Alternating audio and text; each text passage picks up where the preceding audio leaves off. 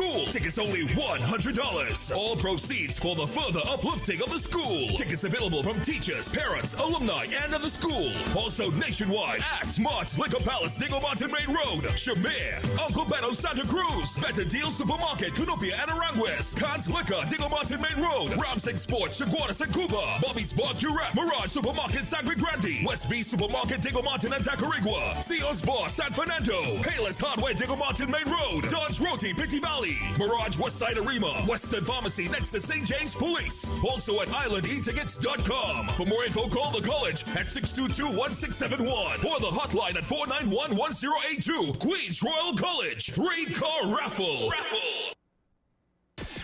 WESN.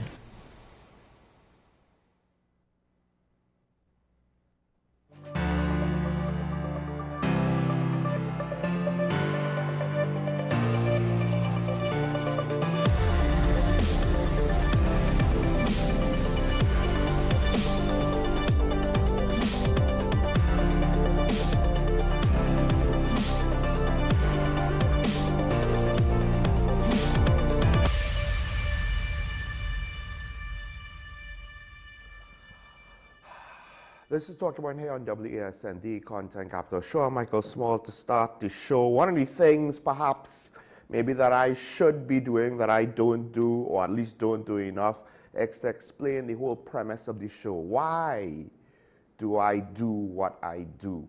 And it's a combination of things. First of all, it's to get conversations started. Conversations that not necessarily just about the topic, but to go deeper into the topic than most people might want to go, feel comfortable to go, or are inclined, or potentially in some cases, depending on how technical the topic is, maybe they don't necessarily know enough to go deep enough in the conversation. Or in their experience, they have not considered deeper aspects of the conversation.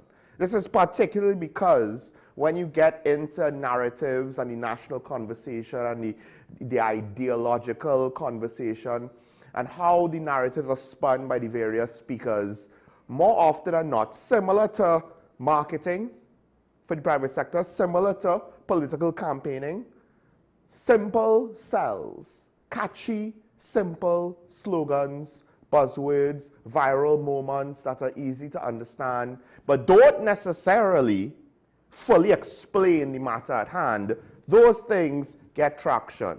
Long-form conversation, that's what the age of podcasting has brought more to the market, but to what extent now has that potentially changed how we as a not just a people in TNT, but as a race on this planet, how we treat with our interactions with each other.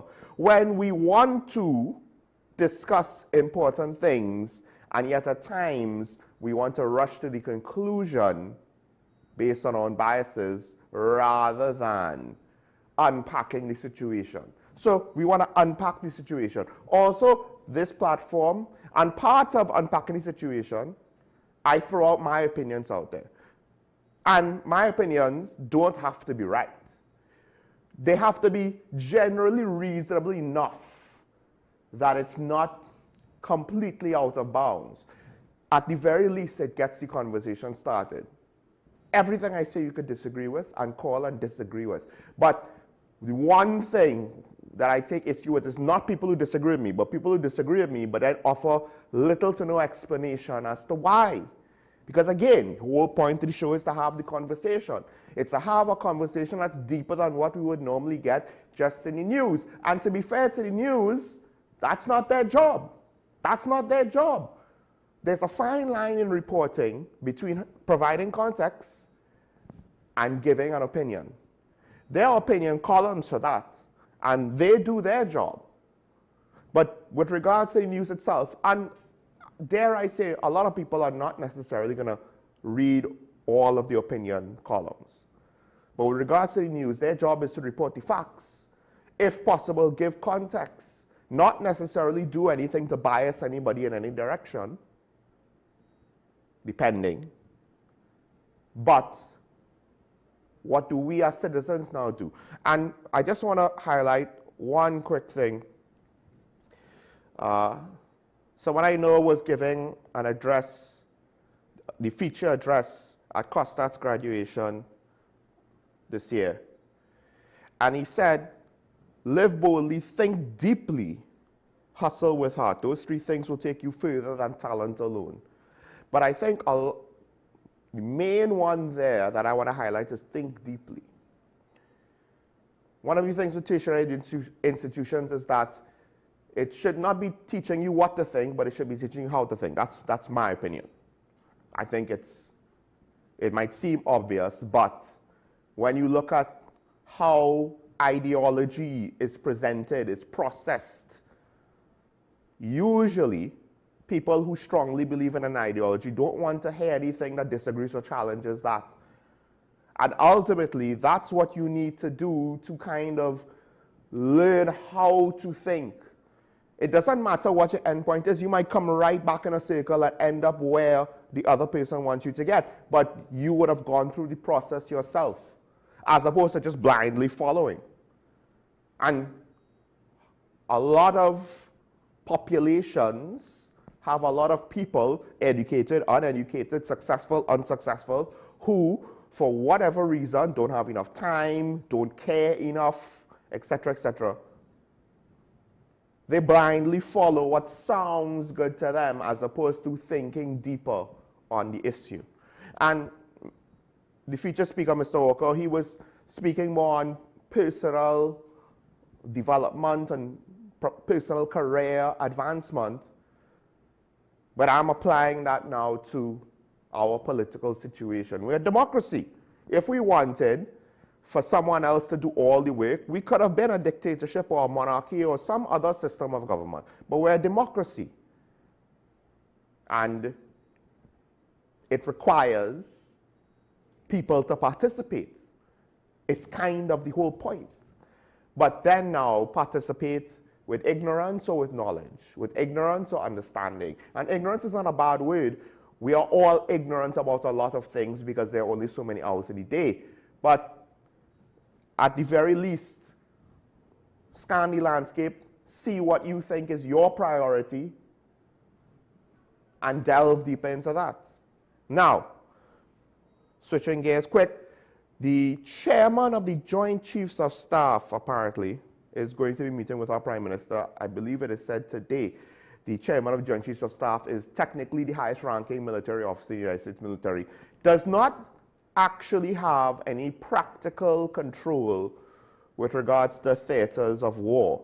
So the U.S. Southern Commander is still technically the person in charge of overseeing military operations here, whatever the Americans decide to do. But the chairman of the Joint Chiefs of Staff, an administrative role, is also an advisory role to the president. So this is a big deal because regardless, this is still someone. They have a complex organizational structure, the American military, but this is still one of the top guys overall, and formally the top guy. Coming to meet our Prime Minister. The media release says that the meeting is being held at the request of the United States, will focus on the two nations' strong bilateral relationship, strengthening regional stability with the vital importance to both countries of countering the illegal traffic in drugs and transnational criminal organizations. To be fair to U.S. Southern Command, they have been looking at transnational crime as an issue at least 2 years ago, if not longer. And I guess that's because we think, oh, it's just gangs and drugs and gangs and cartels. But part of the political strife and upheaval is tied to the drugs. It's not too dissimilar to drugs in Central Asia. It's tied to terrorist organizations. So it's not always two distinct, separate things. Now, I still wish that they would provide us more in terms of evidence to justify what they're currently doing, but right? So one of the things now is we do have to wonder to what extent are the Americans engaging us because of our strategic location. They're very much aware of us. We know this. As I've said multiple times before, senior American leadership, They have knowledge of us at the tip of their tongue, at the top of their brain, depending on the circumstances, right? So, to what extent is it that? To what extent is it because our government has successfully engaged in diplomatic relations to the Americans? Because I guess we're cozy with them. Now the question is, who doesn't like that? Who likes that? The issue, though, is I find as a nation, at times we could appear to be quite hypocritical. We eat American food, we consume American media, and yet so many of us are ready to condemn America. We buy American products. We willingly utilize American services, whether online or go to America in order to enjoy whatever it is that we want to enjoy there. And yet, now, if you have an issue in America and you only buy Chinese goods and European goods and you don't travel to America and you don't utilize as much American products or technology, I understand it's ubiquitous, so you can't get away from all of it. That's fine, okay. But too many of us seemingly don't really give that consideration. That we want the benefits of American production and technology and quality of life. Not just the level, but directly from. We want to enjoy American media, but yet complain about how America does America. It's a hell of a thing, because how many of us actually seek out alternatives? I myself probably watch more TV shows from other parts of the world than America. So, but do most of us do that? We'll see how this goes. Now, switching stance to a more domestic setting, I want to speak about a couple of things before I get into the real heavy topic of the day and work my way back to why I say critical thinking matters. Although, arguably, you could say, you could apply that with every topic that I speak about here on Talking Point. A former House Speaker is urging a review of parliamentary rules. And this last part is the key part. Warning that stronger sanctions are needed for breaches of decorum as apologies, especially insincere ones, are no longer sufficient. And when I read that, I couldn't help but basically mentally stand up and applaud. Because it seems as though the decorum in Parliament, and this is something that one of the callers, Mr. Sanfano, spoke about. When the hot mic incident, the original, let me not say original, the earlier hot mic incident from last year took place with then Minister Stuart Young, Mr. Sanfano had to basically say, guys, relatively speaking, this is not something that is beyond the norm. He didn't say it wasn't beyond the pale. He didn't say it was fine, but he did say it's not something that is not beyond the norm. With the implication being, oh, this stuff happens all the time. This is how our leaders, our role models, our supposedly the best of us, right? You would hope that we pick the best of us to lead us, not the second best of us or the third best of us. You hope that they're the best of us. It's hard to believe that they could be, because, I mean, human imperfection, you know, we're not necessarily gonna perfectly pick everybody in Parliament is gonna represent literally the highest level of capability, intelligence, achievement, etc., etc., and we're gonna perfectly select everything. No, but we would hope that we would hit more than miss. Except when you hear things said in Parliament, you kind of wonder. Because professionalism seemingly is lost at times. The most recent hot mic incident is even more irregular. I don't even want to describe it, because it's so irregular. I'm not entirely sure if what I believe happened and what was reported to have happened actually happened. One, I don't want to say the phrase. I never said what Stuart Young said. I don't want to say the phrase that was said. Now, one of the daily newspapers has reported that it was Attorney General John Jeremy. Based on the audio, it sounds like him. We don't necessarily know who it was directed to. Based on a social media post, there is speculation on who it was directed to and how it was received. Don't know how accurate that social media post is. But it was a highly irregular statement that was not within the realm of professionalism. And it is an extreme example, but there's actually probably worse instances of a lack of professionalism and decorum that leads to an inability for Parliament to do its job properly. And by properly, I mean not every bill the opposition has to vehemently disagree with, and not every bill the government has to find some way to make it unpalatable to the opposition. So,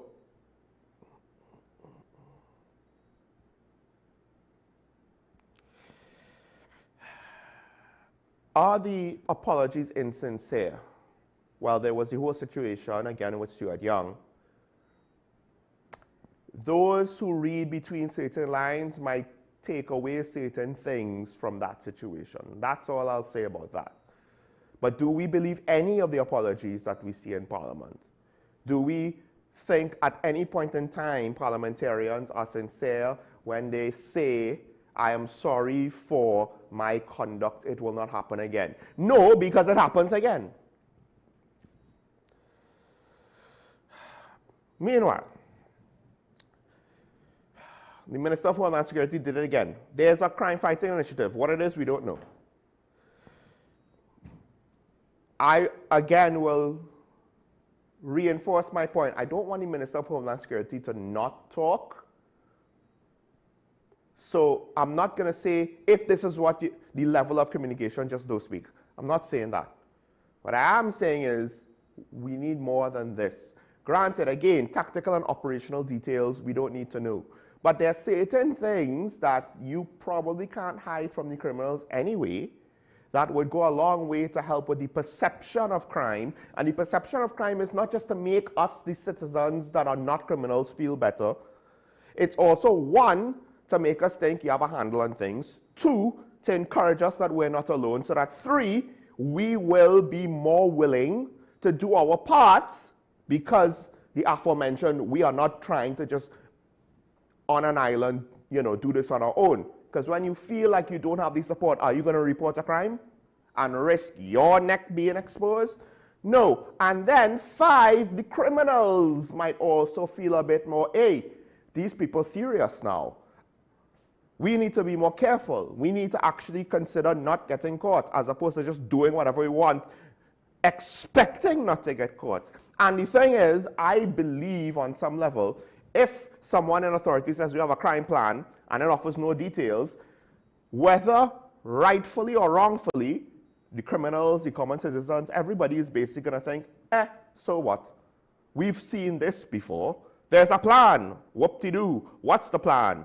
Well, we're not told, and arguably, based on the results throughout the years, not much of a plan.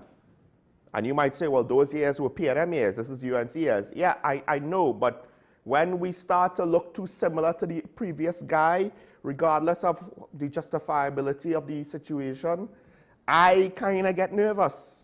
I'm sorry, it is what it is. I want better. Sorry, I want good, not just better than, marginally. But we did get something with regards to the stand your ground laws. Now, I'm not saying that the government's crime plan is the stand your ground law. I am saying they're doing a reasonable job, not a great job, not an exceptional job, but they're doing a decent job of kind of making it seem like the majority of their plans for anti-crime strategies is centered around Well, what is formally now the Home Invasion, Self-Defense and Defense of Property Bill 2025.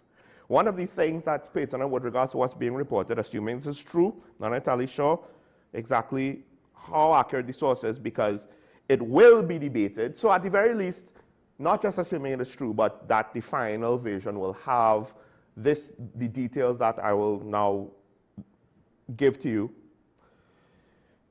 No adjustments will be made, which that tends to be what happens in how our parliament goes. The UNC has a 3/5 majority. They don't need to water things down to pass it.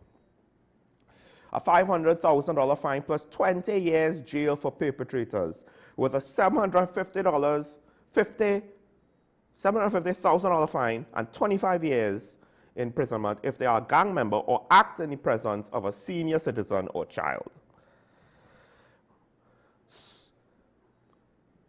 Also, I believe there's something about penalties for if there is a fake police claim and so on, right?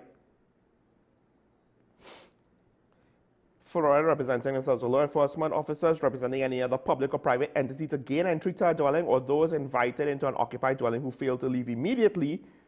Those invited into an occupied dwelling who fail to leave immediately on being asked by an occupant to do so. That's very important. Not entirely sure how that will interact.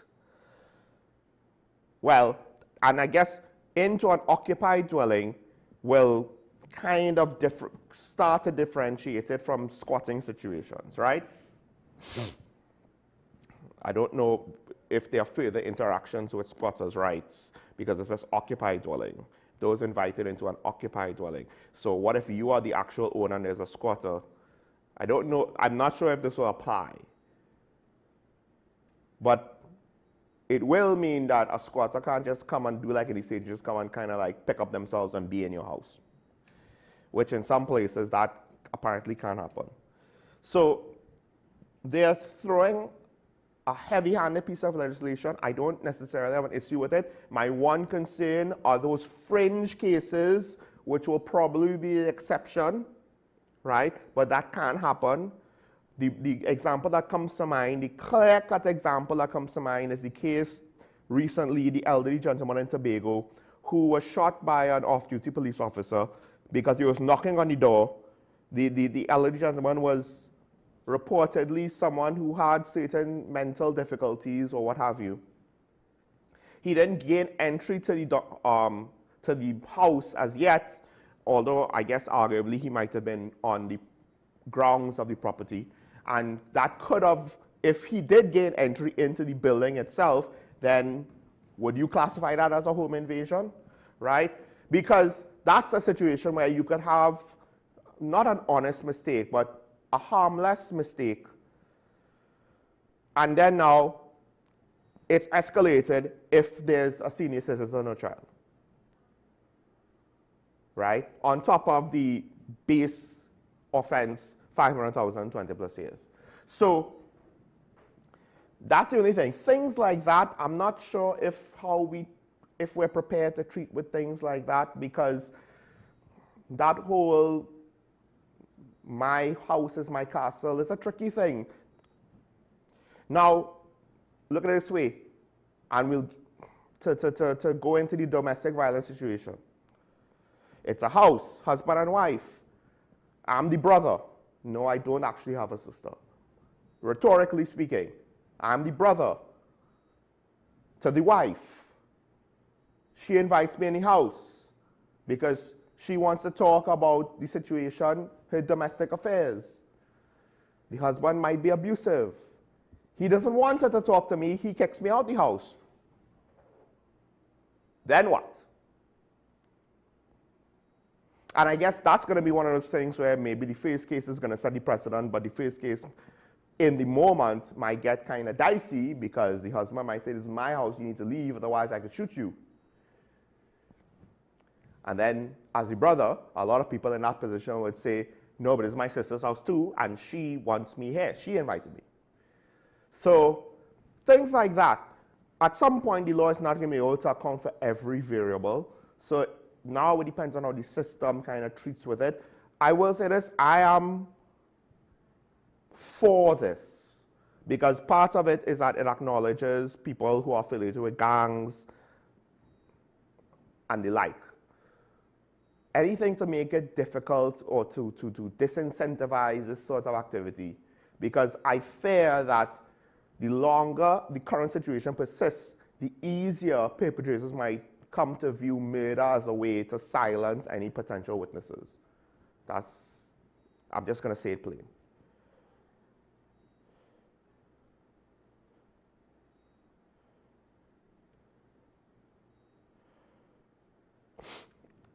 All right, one thing that I do wish the Minister of Homeland Security would refrain from is, and I believe I said this yesterday, or I might not say this on air because that was the topic that I had with the Media Ambassador, Inspector Kurt Callender. We need to understand something. If the police are looking to confront someone, they're looking to arrest someone, or they're not looking to arrest, but they have signs or reasons to search someone or something, whether it is a roadside stop, or they have a warrant to search a house, and the individual inside being confronted decides they want to fight the police, or at least they don't want to give up so easily, and they have a gun, and they point the gun at the police. They don't need to shoot the gun for the police officer to think there's a gun pointed at me. At any point in time, he could pull the trigger. At any point in time, if one bullet is shot by this potential perpetrator, somebody could die, a police officer or an innocent bystander. They don't need to shoot first. In fact, in some ways, military rules of engagement in that respect might actually be more restrictive. They don't need to actually shoot first. You see, two militaries that have tension could point their guns at each other all they want, but what really matters is who fires the first shot. But if you have a gun in a threatening posture towards a police officer, depending on the circumstances and the judgment, are we telling our police officers, no, you have to wait for them to shoot first and hope that they miss? A bulletproof vest doesn't guarantee that your life is saved, by the way. You could get hit in the neck, the head, or you could get your major artery in the thigh, or potentially even, I think, there's a major artery in the shoulder hit. And then it doesn't really matter what happens after that point. So, of course, I don't necessarily have an issue with leadership in national security being unapologetic. I just think that the Minister of Homeland Security has too much gun talk, too much bravado. You see, a lot of what the Prime Minister says with regards to the transnational crime situation, I don't have an issue with regards to the technical details. It's just that it's too much bravado, so that it makes people think that she is for regime change while trying to say that she is not supporting regime change. Because the tone of the message sends a mixed signal to what she's actually saying. The tone of the Minister of Homeland Security saying, if they don't understand that, because he says it, I didn't read the story to form my own conclusion. I'm like, people need to understand, just pointing a gun at anybody is a threat. Pointing a gun at a police officer is a dumb threat. It's a dumb way to get yourself shot and potentially killed. You're not always killed. But the minister said it. Anyone that raises a weapon at law enforcement must expect the consequences. And the quote is this: so if they don't understand that, when they are confronted by law enforcement and they continue their behavior, they must be slow singing and flowers bringing, call the pastor. These memeable one-lines, these viral tunes, the problem is, it comes from a place where I could see the operator in the Minister of Homeland Security. But the Minister of Homeland Security is no longer an operator, right? He's more like a member of the Joint Chiefs of Staff. He's here to lead, not to be John Wayne out in the field. And it makes me wonder on the mindset, but also that's going to rub some people the wrong way. yes, I get it. They're all good boys. They're always good boys. They never do anything wrong. They're never into gangs or drugs or guns or anything. They don't own guns. They don't own guns. Don't mind that half the time when the granny or the auntie or the mummy says, my boy doesn't own a gun. There's like a Facebook post or an Instagram post a couple weeks before the whatever incident where he's posing with an assault rifle. So I get it, right? A lot of the people who are going to complain about police shootings, they're not necessarily going to see things objectively. At least that's how the rest of us might view some of them. Not all, some of them. But at the end of the day, part of it too is the kind of, it's not about talking down to these people as well, talking down to the criminals and talking down to their family members and their friends and the members of their community. No, it's to get them to understand, hey, certain things is not going to work. It's not acceptable. And we're not here to talk down at you and to condemn you and to insult you and to denigrate you. We're here to say, listen, unfortunate things happen. I know you don't like it. That's unfortunately choices that your son or in some cases your daughter made. We don't relish in it. We don't celebrate it. But we acknowledge that at times we have to do it. And this is why, for the rest of the family members of gangsters and wannabe gangsters, you should encourage your son not to go down this path. Because there's generally, for the vast majority of gangsters, only one way it ends, and that's in a casket long before you're 50, potentially well before you're 40, and in a lot of cases, well before they're 30. As opposed to just getting gun talk and what will appear to some, I'm not saying the minister's doing this, but it will appear to some as dancing on the graves of dead men, regardless of whether it was justified or not. Human beings have a certain level of dignity. If we can't give them that dignity, even in death, then why would we expect them to conform to our rules of society, because society is more than happy to kick them out? That's the catch. If you don't give them an opportunity, even in punishment, that is reintegration. Even in imprisonment, regardless of any other rehabilitation work, as long as they do not continue criminal activity, that is reintegration. If we don't give them any hope of successful reintegration, they are not going to do it. They'll actively fight against it. And being all gung-ho about it, that sends a message. We don't really care about you, you know. You're a pest, so we'll deal with you like a pest. We'll get some Baygon and be done with you. Well, then they will double down. That's essentially what they've done for decades already. Let's take a break. When we come back,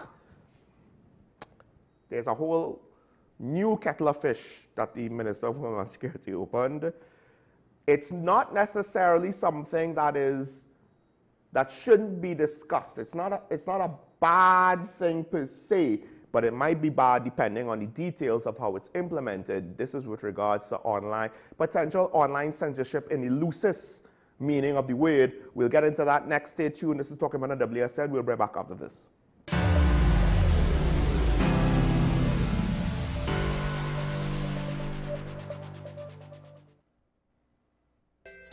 Win a brand new ride for Christmas in a 3-car raffle organized on behalf of Queens Royal College. Merry Christmas! First prize is a luxurious, fully loaded big ride Ford Ranger. Draw date Saturday, December 20th at the school. Tickets only $100. All proceeds for the further uplifting of the school. Tickets available from teachers, parents, alumni, and of the school. Also nationwide at all branches of True Value, Reliable Appliances, Christina Shoe Store, Kenny Sports, Unique Bookstore, Extra Foods, JTA Supermarkets, Police Credit Union, ABC Home Center, The Trinity Shop, PRW Enterprises, Sharon Bookstores, Miguel Dale Moses and Sons, Ishmael Khan and Sons, Modern Electrical, Crosby St. James, Attorleys by the Park, Tribe, Mass Carnival, Cinnamon Drug Sangre Grande, Believing Drug San Fernando, Ronnie and Carol, Maraval Road, IslandEtickets.com. For more info, call the college at 622-1671 or the hotline at 491-1802. Queens Royal College, 3-car raffle.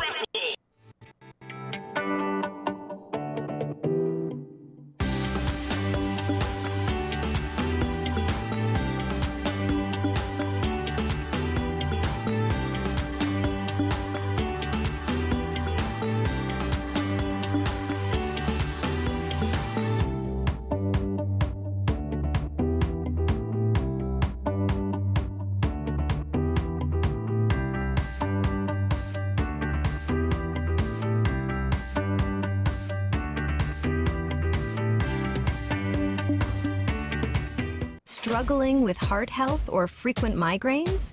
Discover the simple steps to reclaim your energy and vitality. We're diving into a topic that affects about 422 million people around the world: diabetes. Tune into Wellness Unlocked, the series that delivers expert advice, practical tips, and inspiring stories to help you take control of your health and well-being. Your health matters. Don't miss Wellness Unlocked. Watch now on WESN and take the first step toward better health. Hi, I'm Claudette, radiographer at the radiology departments at the community hospital. We offer high-quality service with state-of-the-art equipment in X-ray, ultrasound, CT, and mammogram. Come, our friendly staff awaits you.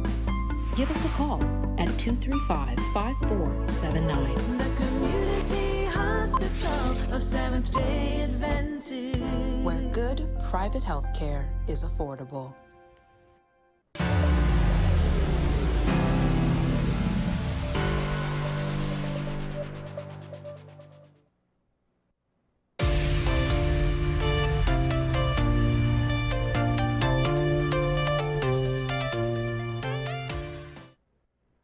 Welcome back to Talk About, ladies and gentlemen. And before I get into that other topic, I did want to do a follow-up. I didn't want too much time to pass because I believe it's more timely and more pertinent to do a follow-up to yesterday's discussion with Inspector Kerry Callender with regards to the 16 days of activism and what it means and the unfortunate timing of it's reported now, the murder-suicide with regards to UNC Councillor Ramona Victor and her common-law husband.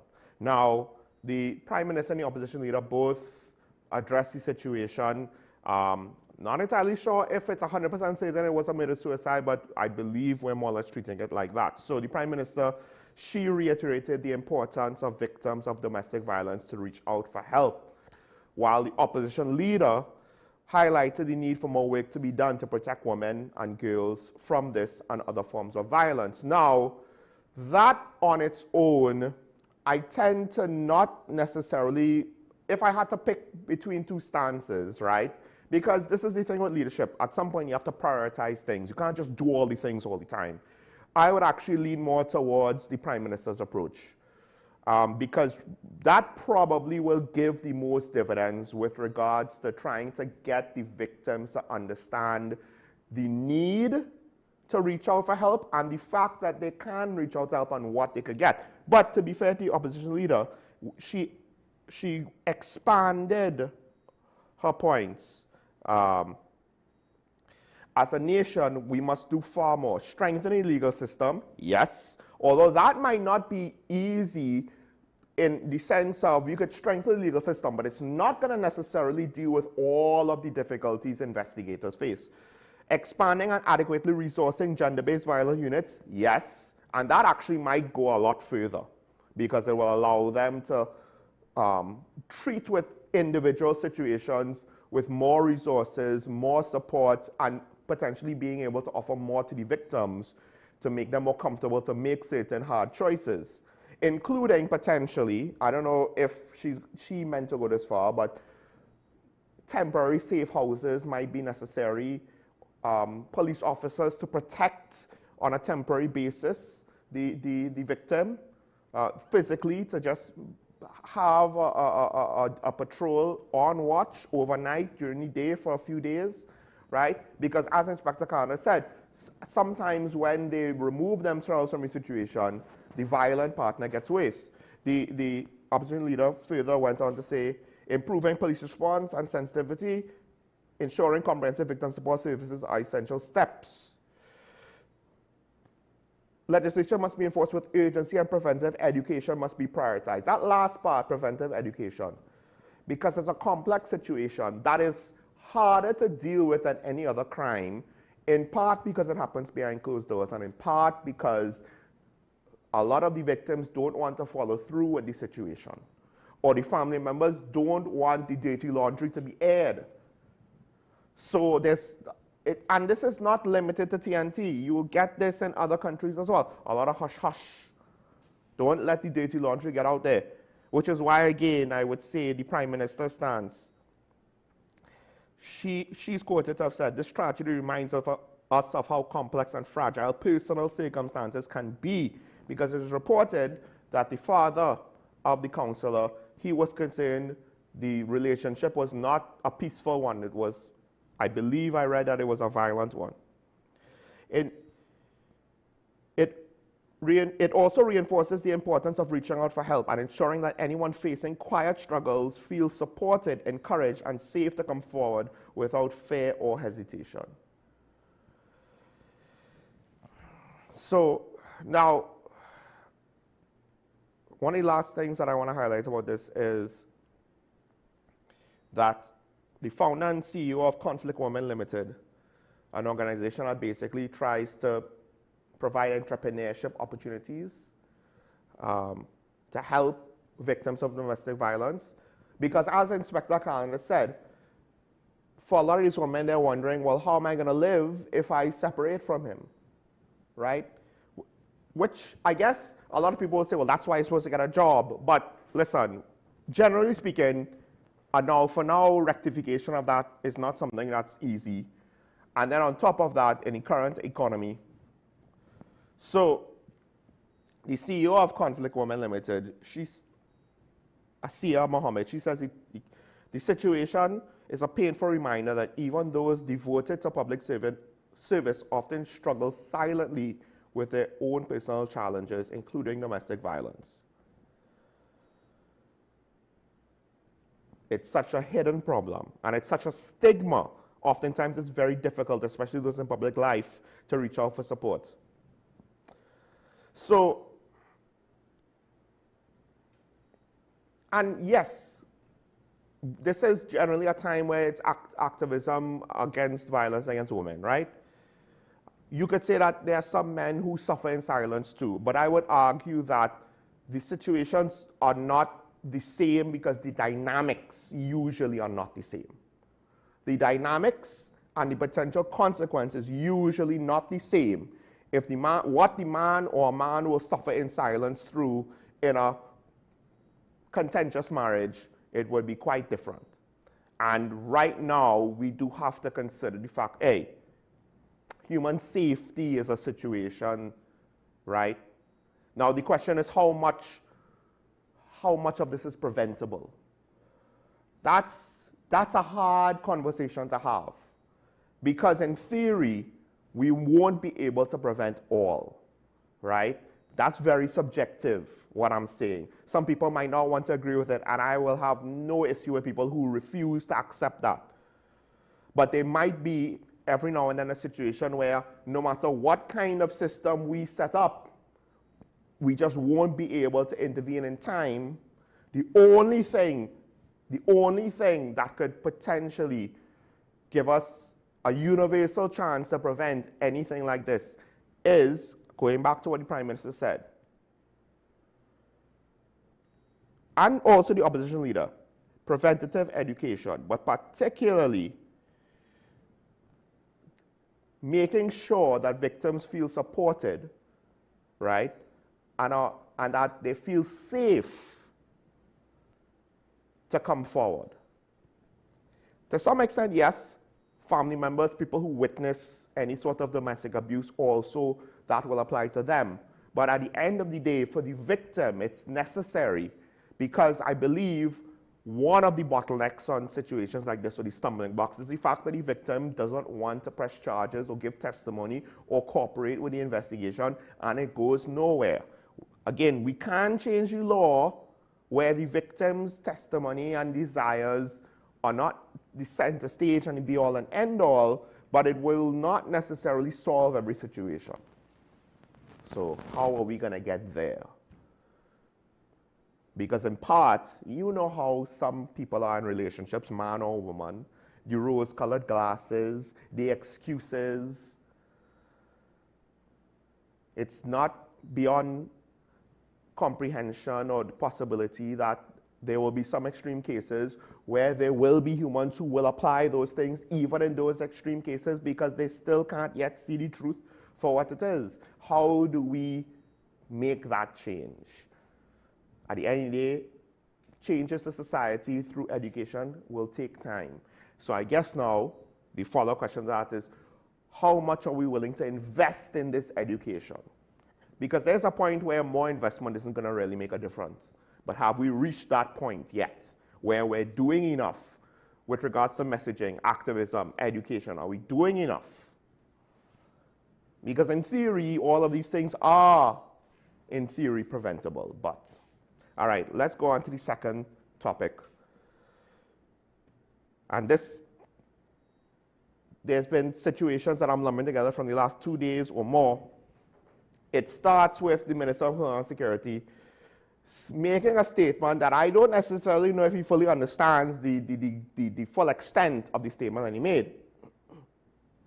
It stems from the death threats made against, well, I guess you could say civil servants, but he was specifically referring to an investigation into death threats made against opposition Senator Dr. Amory Brown. And the threat was, anytime I see you in public, I'll go walk up to you and shoot you in your head. Now, this threat has to be taken seriously because that's a very real fear of mine that most politicians are quite exposed. And if it wasn't for a state of emergency, yes, we are under a state of emergency, a lot of the cabinet also will be similarly exposed, with the exception of maybe the Prime Minister, maybe the AG, maybe the Minister of Homeland Security. Because don't forget, one of the first things the government said is we're going to do away with all this unnecessary security. And then they declared a state of emergency and they bring security back. And I'm not saying that they were wrong to do so. It is what it is, right? You can't say that there are threats against ministers, but then say, but we're not going to do security. That's kind of, I'm not going to hold them to their initial promise when circumstances change so drastically. So there's another threat, I will send men to kill your children. That's, while more upsetting, it's not as practically frightening as the anytime I see you in public, I'll go walk up to you and shoot you in your head. So the minister rightfully said, Brown and all citizens that rights feel safe. So he went on further, right? It may be time for regulations to guide how the public engages in online discussions. Now, on some level, as a citizen, he's not wrong. Political discussions in this country online are horrendous. And I would argue it's the supporters on both sides of the aisle. I wonder how much they influence the politicians. The politicians do not echo the extreme sentiments that is said in social media comments on various videos and the like. They don't. So I need to make this point clear. If you think politicians and what they say are bad, with maybe potentially the exceptions of one or two individuals who they themselves are social media stars, and even then, I would argue the comment section is, no matter how blatant you think a politician is, the commenters on political videos and posts are way more blatant, way more racist, way more hateful, way more everything. So, the minister saying, time for regulations to guide how the public engages in online discussions. And then he went on to say, he highlighted China's strict social media controls as an example Trinidad and Tobago could study. Now, if you just take that statement there and don't go any further, that's a red flag to me. because their controls are very heavy-handed. Very heavy-handed. First of all, for the most part, you don't have access to Western internet, social media, etc. And that very much limits a lot of what could be discussed and discovered, right? But stick up on that.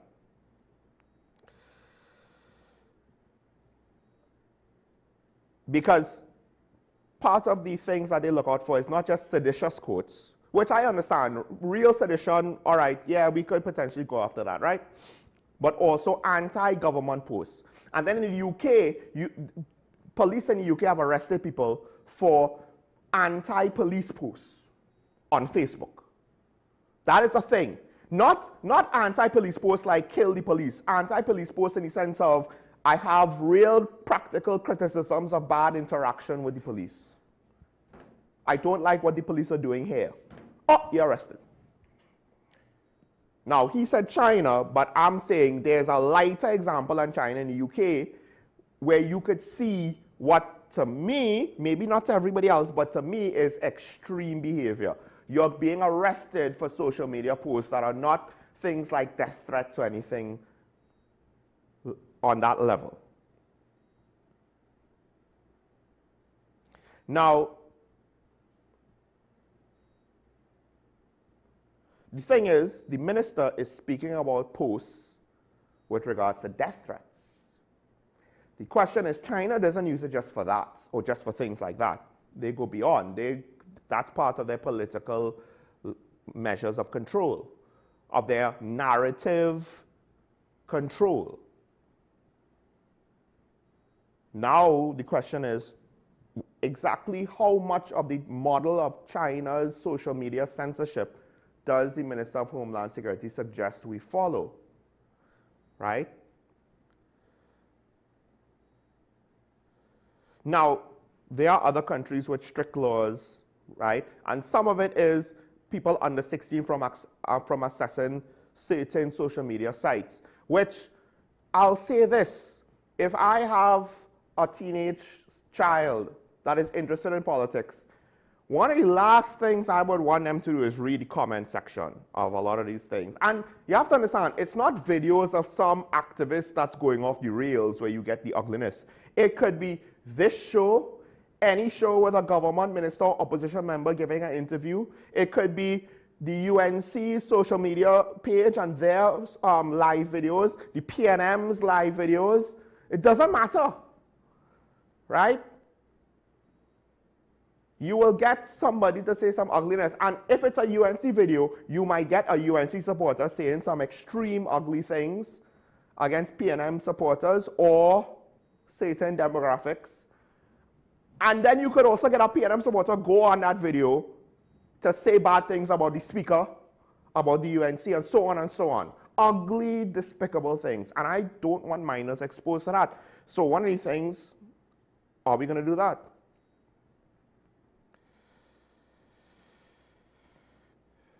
Now, you have to juxtapose that, as I said, with the unfortunate counterpoint. If we go too far, to what extent does that stifle our freedom of expression? Because democracy requires the free conversation. And a lot of the conversations are going to be hard, difficult conversations that we don't want to hear. Conversations about race, conversations about crime, conversations about politics, conversations about religion. Look, conversations about what is the church's liability, because at the end of the day, the court of public opinion is going to do what it's going to do. There's a lawsuit over St. Dominic's home. How do we view the church? Etc., etc., etc. We're going to have those conversations. And once ideologically you go in a certain direction, it's easier to go further in that direction. Give an inch, take a mile. Once precedent is set, generally speaking, I can't say it's more often than not, but I would argue maybe it's just as likely you're not going to stop at a point. You're going to say, let's go further. The opposition leader, she's come out to say that truth is under threat from manipulation and superficial politics in Trinidad and Tobago. And this is both a potential argument for and against. We live in an era where misinformation spreads faster than truth, where charisma is often mistaken for competence. That is very true. That last part there is very true. A lot of people get hired or get promoted in the workplace because they are seen as not a problem, likable, charismatic, and it gives the veneer that they get things done as opposed to actually being competent. Leadership is sought very often without preparation, and where history is very often forgotten. To lead, one must first learn. To govern, one must first understand. I would say to lead, one must first learn how to serve. If we stop teaching our people to think critically, we surrender our democracy to manipulation and superficial politics. So this is where the conversation now comes back to where I started, but more importantly, what the opposition leader is saying is both an argument for and against. Because the temptation now, and this is what the Americans have been trying to do for about the last 9 years or so, 9 to 10 years. Because where did she start? We live in an era where misinformation spreads faster than truth. So the temptation is, let's censor it. Let's just ban the misinformation. The problem is, no one is ever going to 100% accurately determine what is misinformation and what is not outright misinformation. Just take COVID. I would argue COVID got so political, I stopped. As someone who found it fascinating, the political, ideological debates in the Western world, it's not just limited to America, it's also Canada, UK, and so forth. Once COVID hit, I stopped because it got too political for me. A lot of people will say, hey, well, so-and-so was proven right or so-and-so was proven wrong. I'm like, we didn't really get a proper debate on the issues to get to accurate conclusions. We got political conclusions with regards to COVID. And arguably, though, how it started off on the censorship side was worse because it had far-reaching negative consequences, particularly when it came out that in certain aspects the conservatives were potentially proven to be correct. I get it. I'm still saying that we should have had the initial lockdowns. I'm still saying vaccination was a positive, net positive. But the actual technical situation was not communicated to the public very well. And while there was certain amounts of misinformation that I think was bad, the problem was the government started telling social media companies, hey, y'all need to start censoring anything that we disagree with. But then now, that only works if the government is always right. And at some point, they weren't. Because when they started, COVID was an unknown, how to deal with this disease. Yes, there have been viruses like COVID in the same family of viruses, the same type as COVID, but the specific details of how this thing operated and how it made the system especially vulnerable, and we needed to adjust how to treat with it. We didn't know upfront what to do. But once better experience came out, and there were doctors trying to share that experience, practical experience that they had, that they've successfully managed their own situations, that was all stifled because it didn't fit the cookie cutter, one-size-fits-all message that the WHO and the governments had. Now, a lot of what the WHO said wasn't necessarily wrong. But the point is, it was at a time when we were told it's an emergency and your rights need to be suspended. And I remember thinking to myself at the time, because this was before the Black Lives Matter marches, there were marches protesting against the lockdown. And this was one of those weird ethical conundrums where they are protesting the thing that is technically legally preventing them from protesting. What do you do as the authority over that situation? The government, the police service, the body of legislature, the city council, what have you. Because we're a democratic elected country. We have a lockdown. People don't like the lockdown, so they're protesting the lockdown. But the problem is, for public health reasons, particularly in the early days, and just illegal reasons, they're not supposed to be protesting. What do? How do you tell them the thing that you're protesting against says you can't protest? That's rough. But what made it worse is, rather than trying, because here's the thing, if the misinformation is bad, and this is a failure of our, not as a people as in Trinidad and Tobago, but we as a race, humanity, global, it is difficult to have complex conversations the more people you have to include. The more people who are affected, the more stakeholders there are. And with COVID, it was global. Everybody was a stakeholder. The entire world's population was a stakeholder. To have complex conversations on a global level is probably just about the hardest thing that I could think of. It is easier to cut another Panama Canal. That's just a question of time, money, and the availability of equipment and human resources and what have you. But to have complex conversation on a global scale, I don't think it's really ever been done before. But if we have concerns about misinformation, the idea with a democracy, granted, and this is the thing, where the Minister of Homeland Security says, hey, death threats, we need to not allow that. Fine. But the issue is the model that other countries use is not limited just to that. And then you run into the temptation, and a lot of countries either do so or did so head first. Let's just censor people whose messaging we don't like, because we believe in our moral superiority. The problem is we're not always right. So in a democracy, the whole point is that bad ideas, in theory, will eventually lose.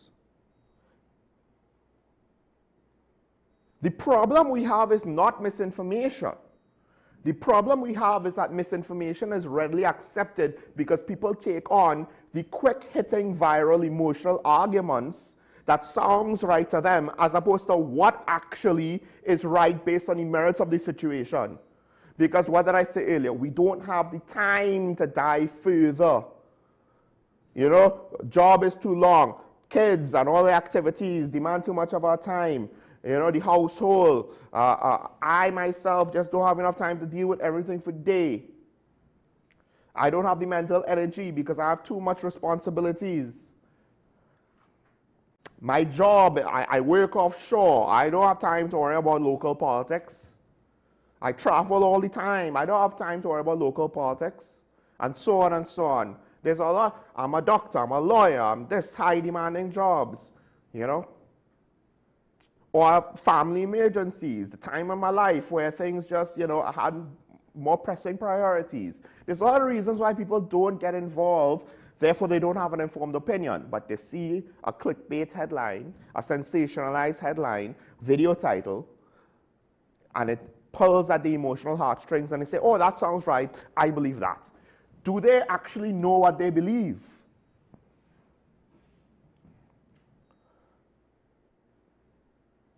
So the opposition leader, as well as MP Stuart-Young, they expressed concern about the consideration and laws to crack down on social media commentary. Because then the implication is you go from, well, we need to stop people throwing death threats and all of this ugliness on the internet, to, well, there's misinformation, and misinformation bad. And by our reckoning, that's misinformation. So we'll censor that because that does not go in line with what we have to say. To, well, political opponents are always wrong anyway, so we might as well just censor them, right? Because to some extent, that's what COVID felt like. It was political. The Republicans were being political about it too. It's just that the government was Democrat, and they convinced the social media companies to censor the conservatives. Now, there were some conservative crackpots, don't get me wrong. But at that point, you're making it about politics. You're not even making it now about, well, ethically speaking, we should be doing this, whether we are actually correct in our assessment or not. Now it's political opponent. Now you have to be wrong because we have to be right. Therefore, you need to be censored. Notice how nobody in that scenario is thinking technically that they're a dictator. Notice how the road to hell is paved in good intentions because the people, at least some of them, genuinely feel this is the correct thing to do. A lot of young activists generally actually think it is correct to say, you have to be wrong because you disagree with me and I have to be right, therefore you need to be silenced. And then you take that to the extreme, Charlie Kirk gets shot. And whether you like Charlie Kirk or not, my point always was, I don't want to see that happen to anybody on any side of any political debate. That's a step backwards, not a step forwards. Now,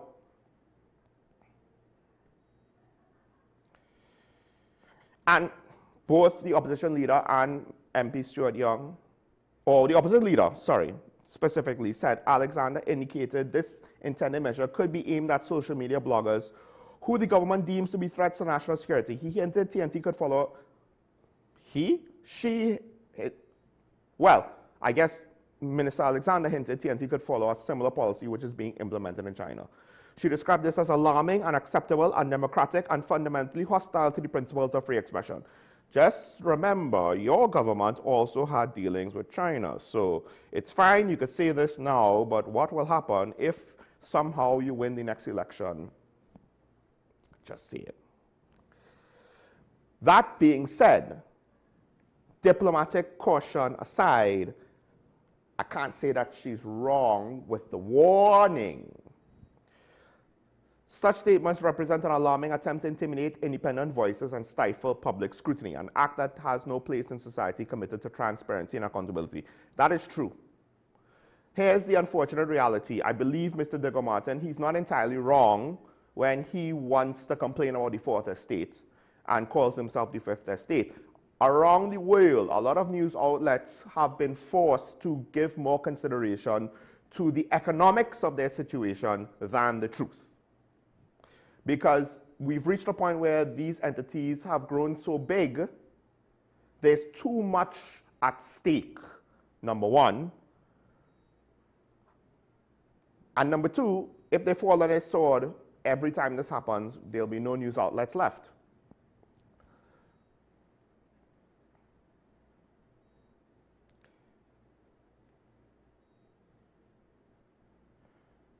And then,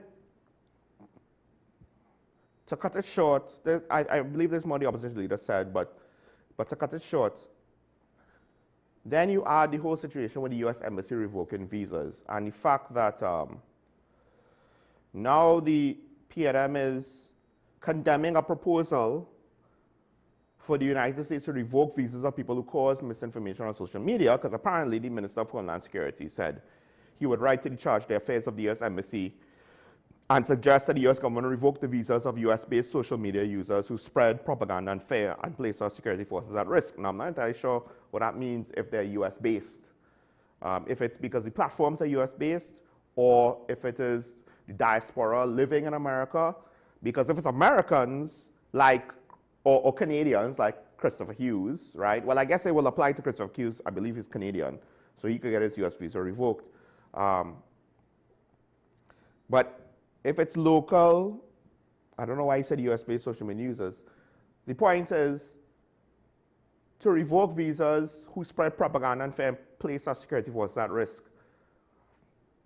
At some point, you're going to run into, unless you have someone with like a smoking gun statement where they're saying some of the most direct and vile things, it's going to be subjective.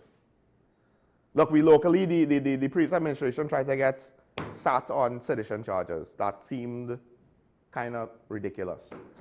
But according to this, perhaps those sedition charges could go through. Remember, that was the previous administration wanted to do that. So,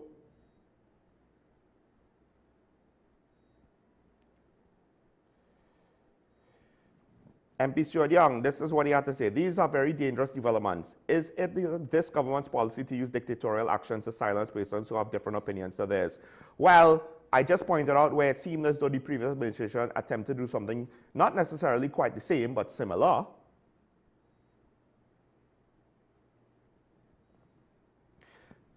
And now we've reached a point where I would argue, I don't know if you've realized, but more and more politicians don't want to engage with the national media. And maybe they never did. Maybe they never did of their own accord.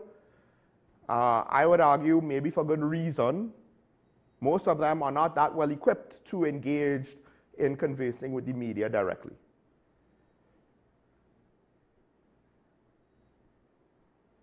I'm not entirely sure because I don't want to be self-serving. Oh, the politicians need to engage with the media, because there's an incentive for me to say that. That would improve the media situation in general, my situation in specific, right? So there's an incentive there. It will elevate our local media as purveyors of information because we would have a more direct source of that information to present to you. However, is the current system really working? One of the things is even UNC's social media page is not quite as active, I would argue, as when they were in opposition. And because there's so many ministries and so many communication units and so on, and there's no unified, even when we had a Ministry of Communications, it was not effective enough, and it didn't penetrate into the national landscape enough that you had a singular source to collate and present government information effectively to the population. So a lot of what we rely on is going to be local media houses and social media. And a lot of young people rely on social media, and taking away social media and the opinions on social media is not going to encourage them to go watch a newscast on television or read a newspaper. It'll just disassociate or disconnect them from the news.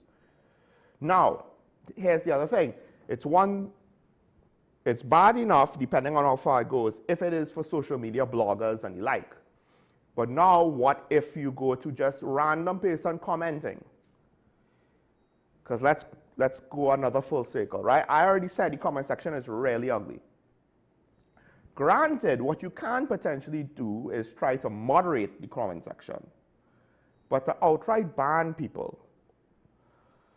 What about those who are just normal commenters that say things that are part of the difficult conversation, but they're not trying to be insulting?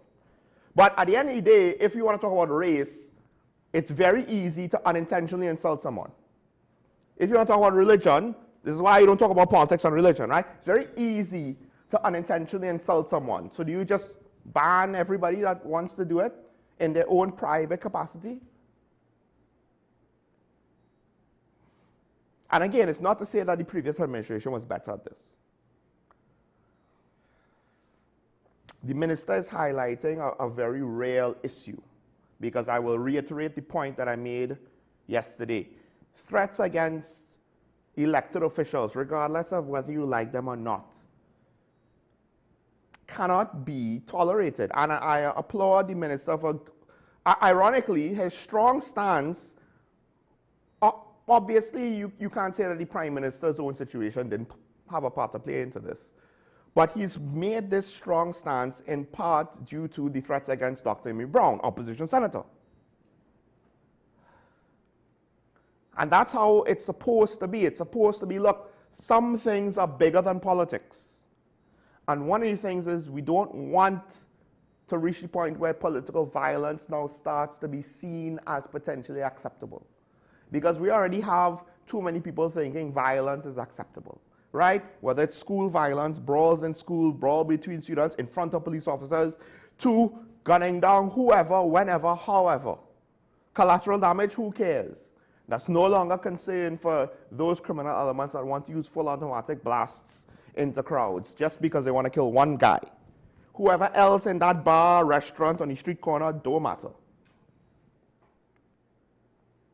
It's not hard then to see how we could go from that to the threat that said, anytime I see you in public, I will shoot you. So that needs to be ended. Because the person that makes the threat probably isn't going to do it. More often than not, is not going to do it. More often than not does not mean it literally. Although in this case, it was such a direct threat, maybe they did. But the problem is that might encourage someone to actually do it. Someone crazy enough to actually do it.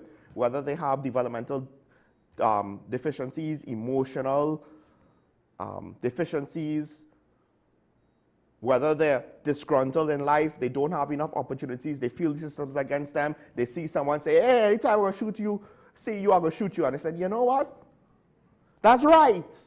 And then they go off on that line of thought and take it to the conclusion that we do not want to see.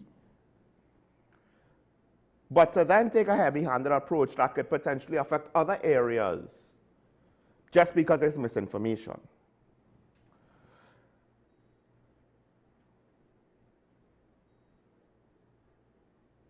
Like I said, part of the thing about censorship is that it will stop us from thinking critically. Because one side will say this is wrong, ban it. And if we go along with it, all of a sudden we're only going to hear one side of the argument. The other side will be suppressed. And then it won't be long before we're in a dictatorship in all but name only.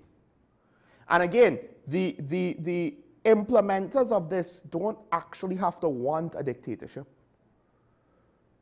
And the real issue is not, I don't think there's a grand conspiracy by Roger Alexander to utilize this issue to try to put laws in place so that he could censor political opponents and slowly turn TNT into dictatorship. I don't think he has that intention, or the current administration has that intention at all. The problem is, at some point, the people who are here that suggest these things, if they go through, will no longer be here.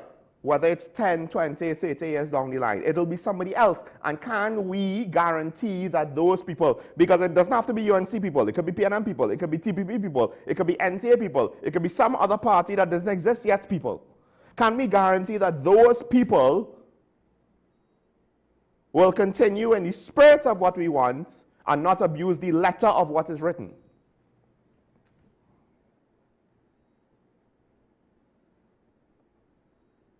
This is one of those things that I feel very strongly about, if you haven't realized, because I saw how it played out multiple ways in North America, particularly around COVID, but in other situations.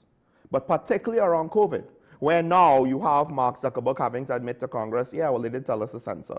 Because part of it is some of the people that were doing these things knew it was wrong because they didn't want to admit it, and they tried to cover it up.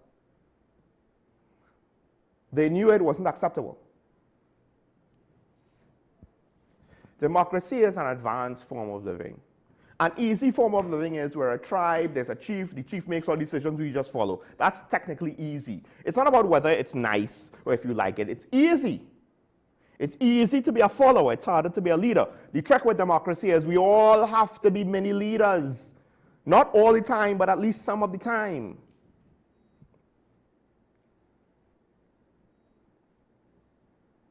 So if we are people who engage in the process, learn about at least some of what's going on, at least some of the issues, do our best to try to have as informed opinions as possible, acknowledge when our opinions are not always going to be the most informed, and be willing to not just stand firm on our emotional beliefs with regards to what we think is correct, but be willing to hear counter proposals. Yes, I know there are times when I do change my mind based on what I've been told by some of the callers. I just need reason to do so. Not, don't tell me I'm wrong, tell me why I'm wrong, tell me how I'm wrong, tell me why something else then is correct, because just saying I'm wrong doesn't lead me to the truth. It just says I'm wrong. Okay, but I don't have any other better argument that I know of. That's why I had what you says is a wrong argument to begin with. Okay.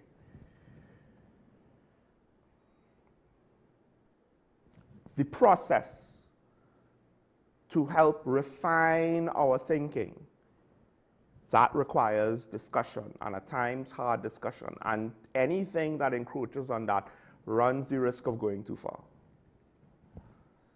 And then the whole US visa situation, listen, I haven't looked into it. I know it's a thing. I haven't looked into it. I don't know how long it'll last. I don't expect it to last beyond this administration.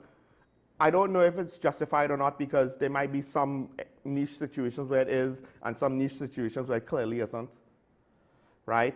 Now, the U.S. Embassy said things like don't break the law and stuff like that, but you've heard stories that it goes further than that, right? I don't know if, to some extent, the reason why the Minister of Homeland Security is saying these things is he's saying, hey, well, the Americans are doing it, they must be right. I mean, I hate to say this, but perhaps the Minister of Homeland Security shouldn't be the person to champion this cause because technically it's not his area of expertise. Granted, you could argue there are not a lot of people in the world who could say that this is their area of expertise, and that is to say censorship laws over the internet. It is a new frontier. It is a new frontier that has challenged us in ways that we have never been challenged before. And how we respond to it will determine the benefits we derive from it and the negatives that we experience from it in years to come. And so far, we haven't necessarily done a good job. The problem is, it is so open. But in a way, that's why perhaps the free market of ideas is the best approach. Can you censor everything? Or will you just drive certain things underground? Maybe too far underground where they start to get exposed to worse things, like the dark web.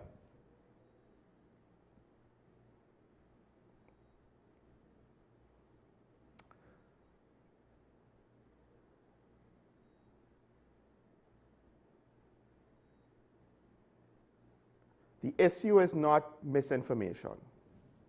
The issue is our willingness to believe misinformation. The issue is not having better alternatives to argue against misinformation.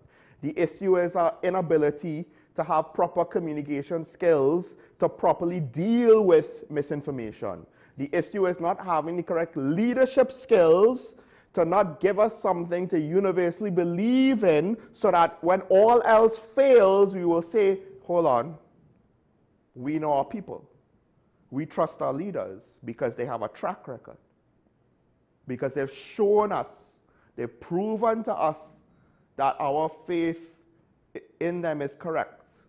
Not just by saying it, but in their actions and in their mannerisms and in the decorum and in the confidence that they instill in us with how they move and operate. We don't necessarily have that.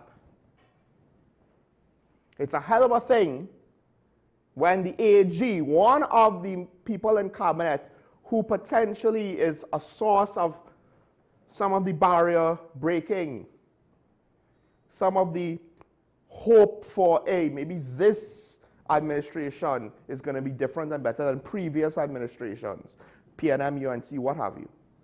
And then he has a hot mic incident.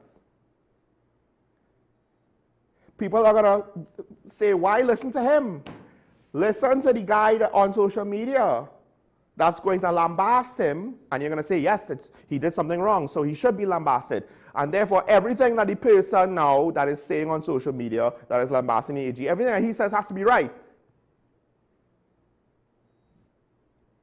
And proper leadership, one of the first things I would imagine in the current environment, 2025, good leadership will do is start to point out to people, listen, we need to be more discerning, we need to be more critically thinking, and we need to be more flexible, not tribal, as in this, one person says this, so everything they say, if we agree with one thing, we have to agree with everything.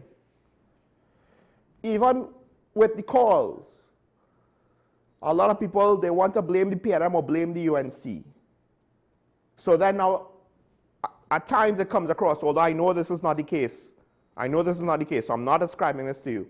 At times it comes across, I disagree with PNM, therefore I have to agree with everything UNC does. I know that's not the actual stance, but that's how it comes across. That's how it comes across. That's what people will take away. And there are too many people that will agree with things like that. And vice versa. We have Sanfan on the line. Good morning, caller. You're on here.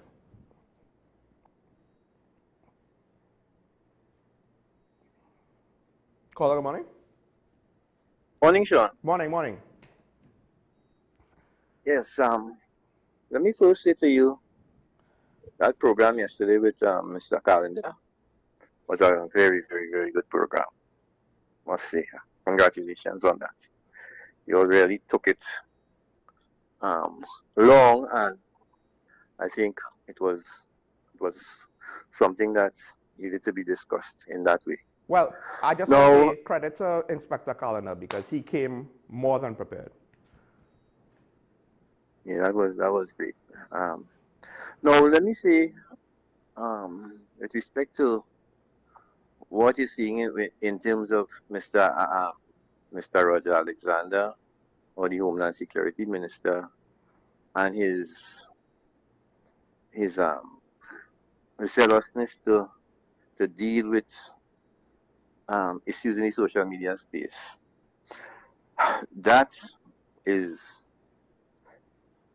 more than probably about 5 can of worms to deal with, because I understand and I appreciate the issue with Dr. Brown and the threats from Dr. and the threats. I understand that, and that had to be dealt with. However, you have to also listen to his utterances when he talks about wanting the U.S. to revoke people's visas.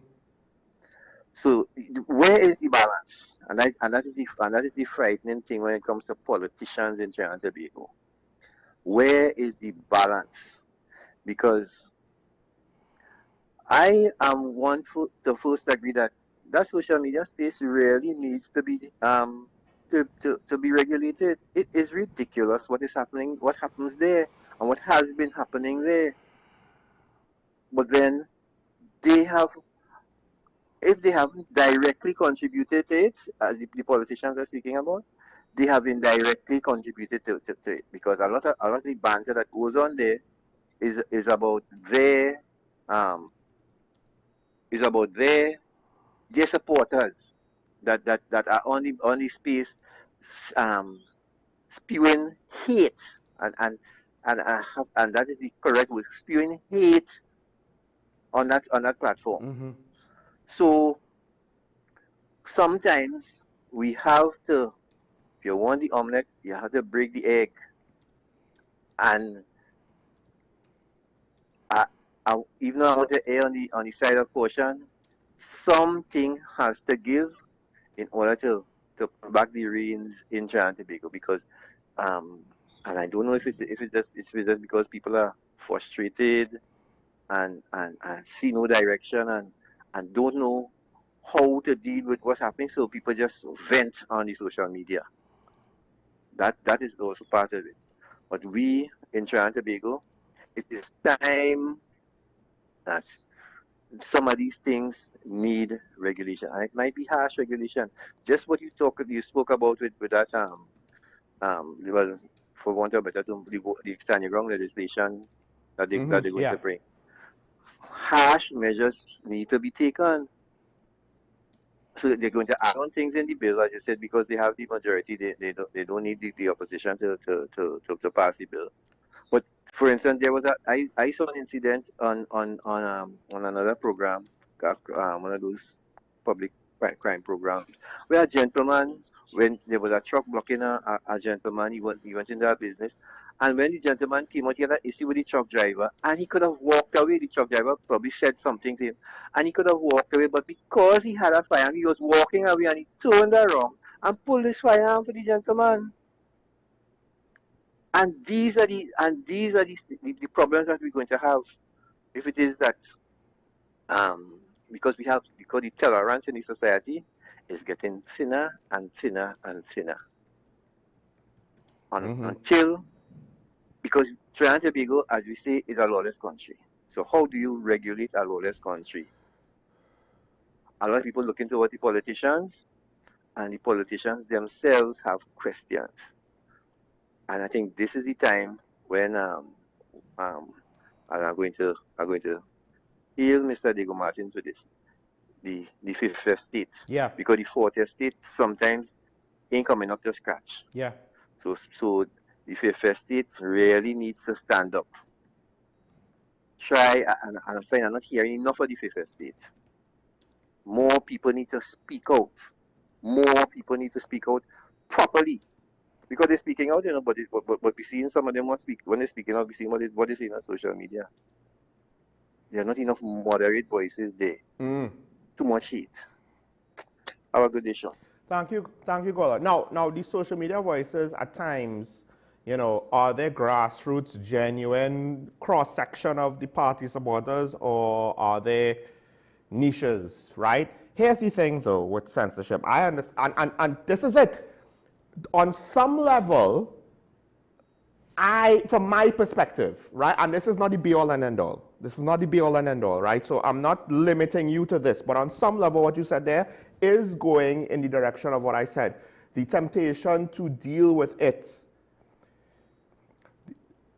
utilizing harsh measures. Now, the thing with this home invasion stuff, a lot of it is objective. I mean, yes, there's still subjectivity. You can't eliminate it 100%. But there's specific things. If this is involved, if that is involved, this is penalties. But here's the thing with online censorship. And this came up when the concept of hate speech was being debated in terms of a legal definition. I believe it was even for judges, the opinion of judges, not just activists or politicians, was that, well, I know it when I see it. But the problem is legally, you know it when you see it, is too subjective. So there are certain aspects of censorship now where, obviously, if you death threats, that's something that is an objective thing, right? It doesn't have to be, even if it's a joke, we could easily say blanket, not allowed. Outright racial slurs, right? Certain outright insults, right? But you see, once you get into insulting language, now what's the level that should be allowed or should not be allowed? Because you can't say absolutely no insults at all, because there'll be certain things that are meant as an insult that could be interpreted as an insult. It gets very murky. So this is the difficulty. This is the can of worms, one of the can of worms you were talking about. I have yet to see anyone give a reasonable legal definition of things like hate speech to then say censorship can be done objectively. Because right now it is ultimately too subjective, because it depends on your interpretation of events, which just based off of your culture could be very different. Case in point, if I came into your house and you offered me dinner and I was slurping the food, that would be seen as rudeness. But if I was in an East Asian household in Korea or Japan, I believe, I need to slurp.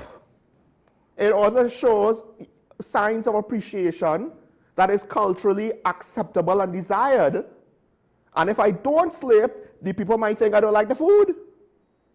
And that's a very benign example, right? Or case in point, this can happen because of language barriers. The N-word. The N-word has a certain meaning in Western society. The N-word also is basically almost syllable for syllable the word or phrase used in multiple Asian countries as a filler word. Like what or right? And the exact meaning differs between Korea, Japan, etc., etc. But that basically, phonetically, the N-word in Asian cultures doesn't mean that what it means in Western English-speaking cultures. It has its own benign, everyday, common usage meaning. Now, if I had a video where, say, there's a Korean speaker who's speaking English, but this happens with a lot of bilingual people, you lapse into your mother tongue, and you start to say but you say it in Korean or you say it in Japanese, and it's not it begins with N and it ends with A, and it's literally phonetically sounds almost exactly the same. And then, of course, interpretation. So that's the issue now. The issue is, will any proposition go further? Because what is misinformation is technically subjective. Some of the things that conservatives said about COVID potentially came true to pass, so is now a bit more acceptable. Ivermectin is not seen as, oh, well, that is beyond the pale, don't even talk about it. Now people can talk about it. All of a sudden, it's not so bad to talk about it. I never took ivermectin. right? But hell, chemistry, I don't know. Would it work? Would it have not have worked? Could it have saved lives here in TNT? I don't know. Possibly. Maybe not. Should people have been forced to get vaccinated? Probably not. Did vaccination cause myocarditis in young people? Probably not in the sense of being the only cause or the root cause. The root cause was COVID itself, because COVID caused myocarditis in young people. So certain vaccines would have potentially also done it directly, but also you might have gotten it because everyone at some point was exposed to COVID. I'm not too sure what the mRNA vaccines, the mRNA vaccines being dangerous. That was a conversation that should have been had because this was new technology being put on the population. Now, it's an emergency situation, but rather than having the conversation, the needs of the moment versus the needs of a more responsible, slower rollout of new technology in medical science, instead of having our conversation, they basically just forced it through. Let's not forget the mRNA stuff started with Trump and then ended with the conservatives crying foul. It's a weird exercise of politics, COVID. But COVID kind of is a good example if you go deep into it and try to get away from the politics on both sides, what is misinformation? Because here's the thing, a debate requires two different views to come together, and there's two outcomes. Either one side is wrong or both sides are partially wrong. But there's very rare, I don't even know to what extent it could be possible theoretically, that both sides could be right. So is the person who's wrong, is he giving out misinformation, means to ban him? And that's the thing. So what is hate speech? What is misinformation? That is the kind of worms that's really tricky. Does the Fifth Estate need to start up in TNT? Yes, because we need to hear more from the communities, from genuine, actual community leaders, not gang leaders, community leaders who live in these communities, who could speak for the actual experience of these communities. And I understand I'm talking about far-reaching political considerations, because our politics too often kind of happens in the shadows. And the politicians don't get the indicators that they're doing things wrong until we just vote them out of office. And it basically happened the last two governments. It just took a little bit longer with the Keith Rowley administration. But look, Kamala was voted out of office after one term. And in part, did we engage enough in either case to tell either administration, this is what we want and this is what we don't want. Please don't do what we don't want.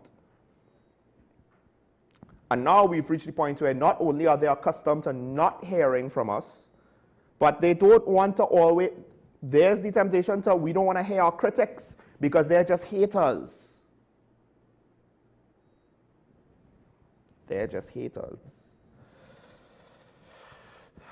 The thing with the online comments, moderation might be better than censorship. Moderation might, because what happens is when the comment section gets ugly, some people just turn off the comment section. So I don't know how effective moderation can be. Way back on things like internet forums and stuff like that, you had moderators. For live stream chat rooms, you have moderators, right? And to some extent, they also engage in censorship, but when it's done on that grassroots level, individual level, there's a greater chance for dialogue and not just a blanket ban and we move on and we forget about that situation and never speak of it again. Because part of it too is by kind of just exiling, rhetorically speaking, people who make bad comments. It's what I said similar to the prisoners or to criminals, where you just kind of send gun talk. Hey, you want to threaten the cops or you're going to end up dead. Bam. And you kind of have a little entertaining line about it. And it might make certain cross-sections of society think, hey, you really not for us, you are against us, you want to see us dead, regardless of whether they're criminals or not. It might be the family, it might be the neighbors or the friends, right? And it makes them feel cut off from the rest of society. So they're not going to want to re-engage in healthy ways with society. They're going to continue the unhealthy, destructive behavior. And this is the thing too, if you kind of cut off people from the internet from engaging in the wider conversation online with the rest of the nation, then they will find their own corner where you can't regulate them, and they will fester, and they will be disengaged, and you might end up with more threats. They're just less publicly stated against the lives of politicians. Because think about how crazy it is. In the span of a week, there's been threats against the Prime Minister, threats against an opposition senator. What does that tell you? What it tells me is, some people might think, yes, threaten the other side, I'm all for that, right? I'm sure there are some people who was like, so what if the Prime Minister got threatened? I don't care about she. Or so what if Dr. Emery Brown got threatened? I don't care about he. But the problem is, look at where it reached. It's potentially affecting both sides. It potentially can affect both sides. And all it might take now is for somebody to take a shot at either a member of the government or the opposition, and then, for the sake of their party, somebody else might retaliate. Meanwhile, the Prime Minister nor the opposition leader might have no knowledge of it, might have sanctioned none of it, might have given none of it their blessing, and might actively try to tell people not to do it. But that runaway train, if allowed to run away, will go. But ironically, the situation is so complex, cutting them out of the conversation might not prevent it, it might further encourage it. You just have less of a chance to see it coming. That's another, it's, as San Fernando said, 5 kettles of worms. So, actually, I'll just close with that. Where is it? A Digger Martin man was held for threats against Senator Brown. This is the thing, not censoring them. Yeah, you want to give death threats online. It's actually, in a lot of cases, very easy to track you down, right? Because a lot of these, although one could argue these are people who are less likely to mean it, they're using their personal social media accounts that's tied to their history, right? So, and of course, the woman who posted the threats against the Prime Minister, or who told Venezuela, attack the Prime Minister here, she also was detained, right? There was also, I just want to make sure who it is.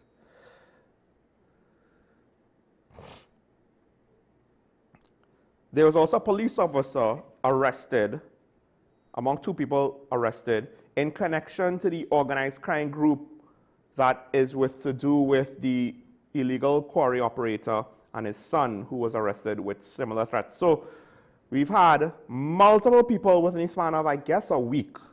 I'm not too sure. It might be threats against 3 different members of parliament. The Prime Minister, a minister, and an opposition senator. Seemingly at least 6 people, if my take on this is correct. 4 with regards to the minister, 1 for the Prime Minister, 1 for the opposition senator. Let's not forget, this is technically why there's a state of emergency.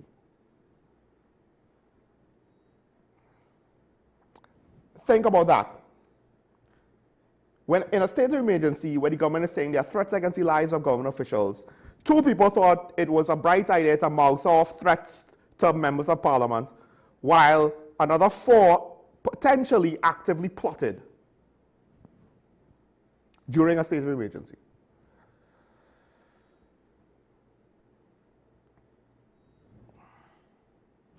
But again, I don't think that Minister Alexander had bad intentions. In many ways, that's actually worse, because he has good intentions, so no one is actively trying to create this worst case scenario. And that's what makes it actually more insidious for us to get there. We unintentionally get there. No one actually pushes us there. We just unintentionally kind of get there if we're complacent. And then we reach a situation where we're like, how did we get here? We don't even know. In fact, a lot of the stuff that went extreme with regards to American politics, neither the Republican or Democratic Party had a direct control over it. And then how do you fix it now? Because unfortunately, partially it's going to be organic, which means it's going to be embedded culturally to some extent or another. That's how you got cancel culture with comedians. That's how you got cancel culture with actors. Because it's embedded culturally. And then we might end up in a situation where it's difficult to fix, similar to noise pollution, similar to drunk driving and speeding, similar to domestic violence, because these things are to some extent in the culture. Because we had a hands-off approach to too many things, or a hush-hush approach to too many things, and we didn't want to proactively deal with things because that's not our way. We're not Germans. We're Caribbean people, and we like to be laid back, but we're a little too laid back for certain things that are potentially too far out of control.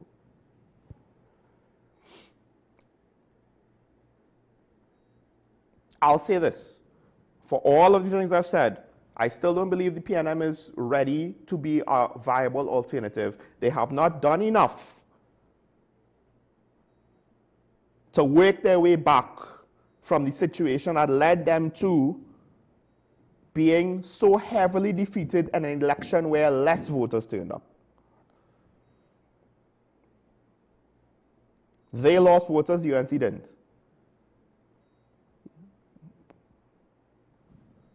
They haven't worked themselves back from that. And it seems like they don't fully appreciate or understand that. Particularly some of the larger perpetrators of some of the shenanigans in the last few years. Also, I don't think that the government is something that is broken and needs to be replaced.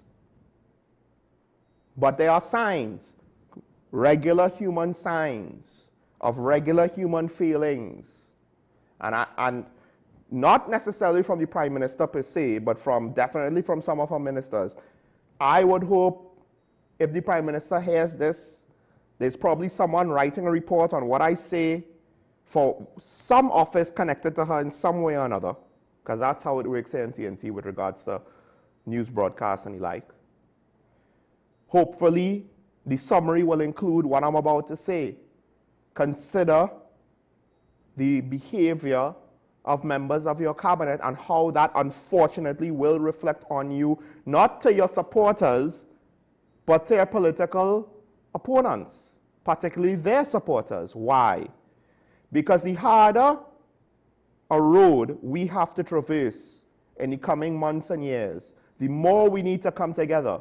And a bridge builder is not going to consider how to emotionally give back to her supporters, emotionally, how to reward them, how to give them attention emotionally, but rather how to give attention to her detractors, how to try to reach out to the people that don't support her. Our government is who it is. For it to succeed, we all will succeed. We all will win. If they fail, we all will lose. But unfortunately, our political game is only concerned with regards to their individual advancements or detraction. Their zero-sum game. If the UNC is in power, we are not in power. That's bad for us. Yeah, but for the rest of the country, including PNM voters, we don't want to see the UNC fail. Not now. Not when we have a chance to maybe correct some of the ills of the mismanagement of the last 20 years or so. Will they do it? I don't know, but you know what? Given these circumstances, they technically are more deserving of a chance to fail than anybody else. So let them try. But I do hope or wish that the Prime Minister will perhaps get someone with a different opinion to advise her.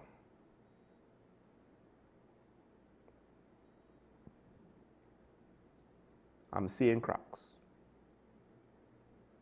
Might mean nothing in the long run. I pray they're not. I pray they're not. This is talking about the WSND Country Capital Show. Michael Small. Thanks to Mr. Sam Fannin for calling in. A heavy topic. Sometimes the heavy topics people don't want to call in. I didn't technically open up the phone lines. And maybe I've been ranting too much about this thing, but this is one of those things where I would rather head it off from the past and at least ensure that we make informed decisions on it and not just kind of blindly go down a path and we don't realize what it is we're doing until it's too late. You know, that's what it means to be democracy, not to get everything right. It's not about getting everything right. We're going to get things wrong.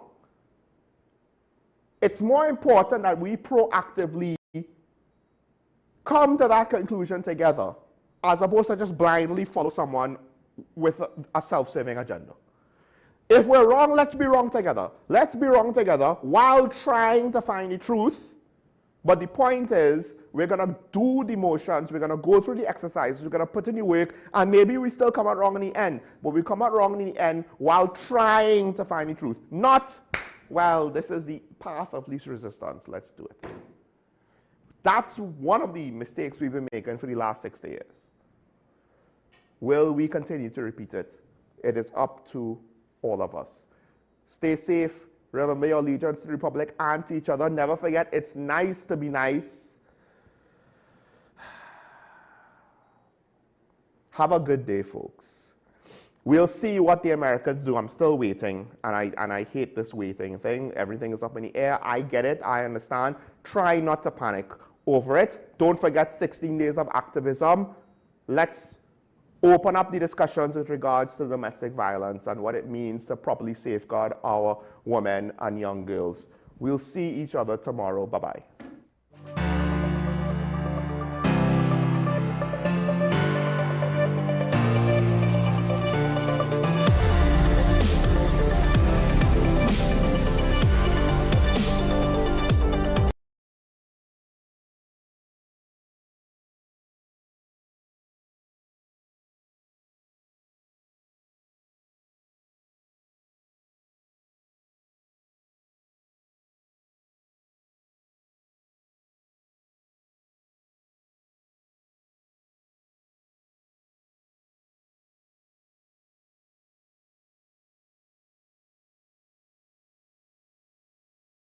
Ford Ranger.